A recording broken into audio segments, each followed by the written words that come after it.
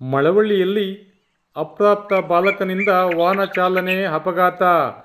ನ್ಯಾಯಾಧೀಶರಿಂದ ವಾಹನ ಮಾಲೀಕನಿಗೆ 3 ದಿನ ಜೈಲು ಶಿಕ್ಷೆ, 25,000 ದಂಡ ವಿಧಿಸಿ ತೀರ್ಪು.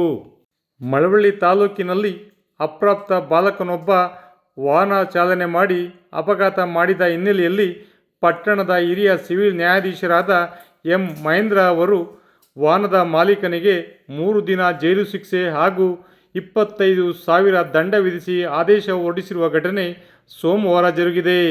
ನವೆಂಬರ್ 1, 2020ರಂದು ವಾಹನದ ಮಾಲೀಕನಾದ ಚನ್ನಪಳ್ಳಿಕೊಪ್ಪಲು ಗ್ರಾಮದ ಬೀರಯ್ಯ ಎಂಬುವರು ಅಪ್ರಾಪ್ತ ಬಾಲಕನಿಗೆ ವಾಹನ ನೀಡಿದ್ದರು. ಈ ಬಾಲಕ ವಾಹನ ಚಾಲನೆ ಮಾಡಿ ಅಪಘಾತ ಮಾಡಿದ ಪ್ರಕರಣ ಗ್ರಾಮಾಂತರ ಪೊಲೀಸ್ ಠಾಣೆಯಲ್ಲಿ ದಾಖಲಾಗಿತ್ತು.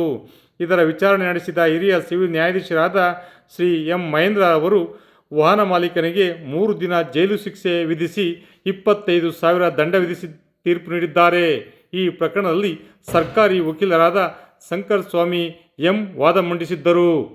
ವಿಶೇಷ ವರದಿ ಮಾಗನೂರು ಎಂ. ಶಿವಕುಮಾರ್, ಮಾಮರ ಮೀಡಿಯಾ, ಮಳವಳ್ಳಿ.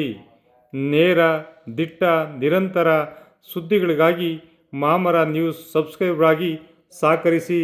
ಧನ್ಯವಾದಗಳು. ಶುಭ ದಿನ.